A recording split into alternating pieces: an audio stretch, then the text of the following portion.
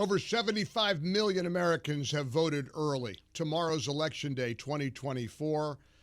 The anxiety, the stress, the worry, the fear, the apprehension, everybody's got it. Their side thinks they've successfully deceived enough of the people enough of the time. Our side can't believe the campaign that was run against us. What won't they lie about? What won't they do to cheat? You think NBC's Saturday Night Live deciding to give a platform to Kamala Harris but not Trump in clear violation of election of equal time laws on the books matters to anybody? You think Liz Cheney and others saying that Trump wanted to have Liz Cheney assassinated matters to anybody?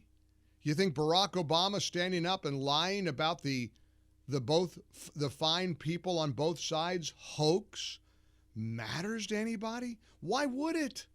They lied about January 6th.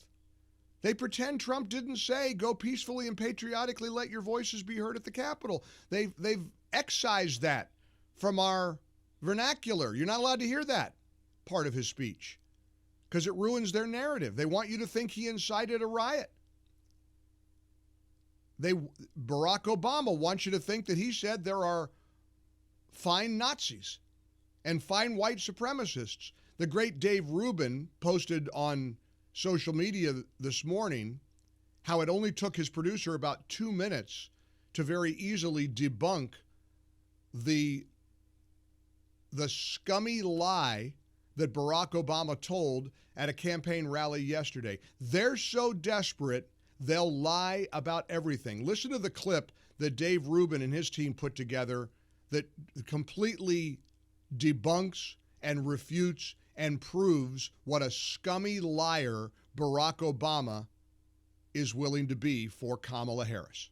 Who said that there were very fine people on both sides of a white supremacist rally. Very fine people on both sides. You had people in that group, excuse me. You had people, and I'm not talking about the neo-Nazis and the white nationalists, because they should be condemned totally. But you had many people in that group other than neo-Nazis and white nationalists, okay? That's what he was saying, that both sides were arguing about Confederate statues. He never said there are fine white nationalists or supremacists or neo-Nazis. But when Joe Biden can call Trump supporters garbage and they pretend he didn't call Trump supporters garbage, what won't they lie about? They're going to lie about everything. They're going to do everything they can to lie. Did you hear the governor of New York? Wonder what they're going to say about her. Do you think she has a stutter? Listen to what the governor of New York said about people in New York State, and thank God I moved out of that place. I am so glad. The best decision I ever made in my life was to pull up stakes and leave the city that I dreamed my whole life of getting to and moving out of there and coming to Florida, because this would have still been my governor, Kathy Hochul. It gave me a chance to tie the Republicans running these seats, the incumbents, closer to Donald Trump, and remind everybody, if you're voting for these Republicans in New York, you are voting for someone who supports Donald Trump, and you're anti-woman, you're anti-abortion, and basically you're anti-American, because you have just trashed American values and what our country is all about over and over and over. This is the kind of people they are. You're garbage, you're deplorable, you're a bitter guns and Bible clinger, and you're un-American. You're completely un-American. You are scum. And they'll, again, not sure how they're going to give her any cover. So I don't know what happens other than to say, I don't believe it's going to be close. I don't want to jinx it. I don't want to tell you how I think it won't be close, but I don't think it's going to be close. I don't know that it's wishful thinking on my part. I don't believe it's wishful thinking on my part. I'm a reasonably intelligent guy.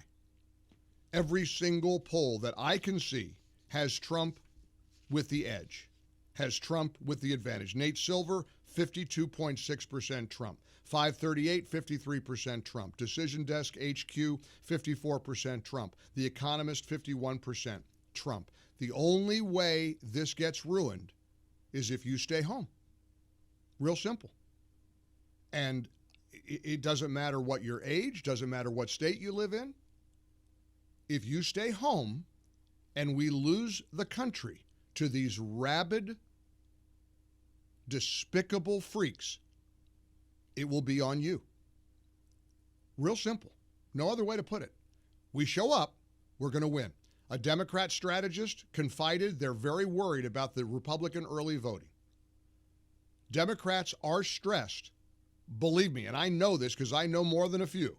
They are panicked, they are worried, they're apprehensive, they're scared. If we show up, we're going to win. And you don't have an excuse. You know, a lot of people are claiming this Seltzer poll, I think her name is, out of Iowa. Oh, Trump's going to take Iowa. Trump's not going to take Iowa. And it's a total outlier. It's a joke.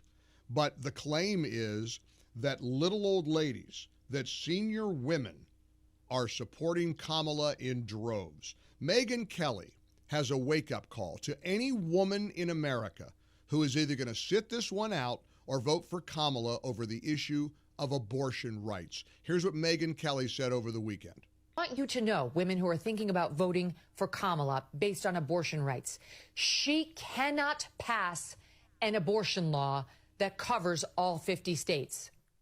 She neither has the power nor the votes to do that. You lost when the Dobbs decision came down. And no Supreme Court is going to overrule Dobbs. They may overrule a precedent of 50 years ago. They're not going to overrule one that was handed down 2 years ago. What you need to do is accept the half a loaf you've been given. And pro-lifers, my advice applies to you too. Accept the half a loaf you've been given. It's not a federal law. It's not a federal issue. It's not a constitutional issue. It's a states' rights issue. Get out of the states that have the bans if this is very important to you. I mean, honest to gosh, I think people that think they're going to sit it out love their country, but you can't. You can't have it both ways. You can't love this country, care about this country, care about your future, care about your kids' future, care about the economy. There's no way you could care about the United States and sit it out. If we show up, we're going to win. You have no excuse. And if you think you do, please give me a call. I'll entertain it. I'm in a great mood. It's Monday, November the 4th, Election Eve in America. 800-655-MIKE is our number. I hope you join us.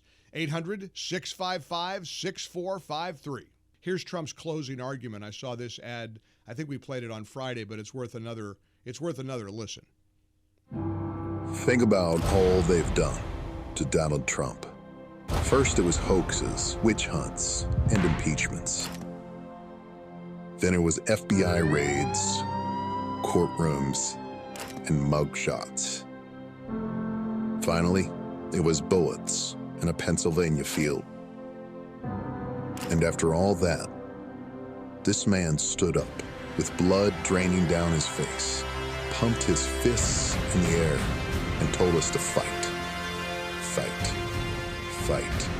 America's future will be bigger, better, bolder, brighter, happier, stronger, freer, greater, and more united than ever before.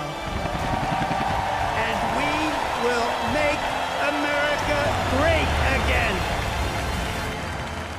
We know what they think of us. The only garbage I see floating out there is his supporters.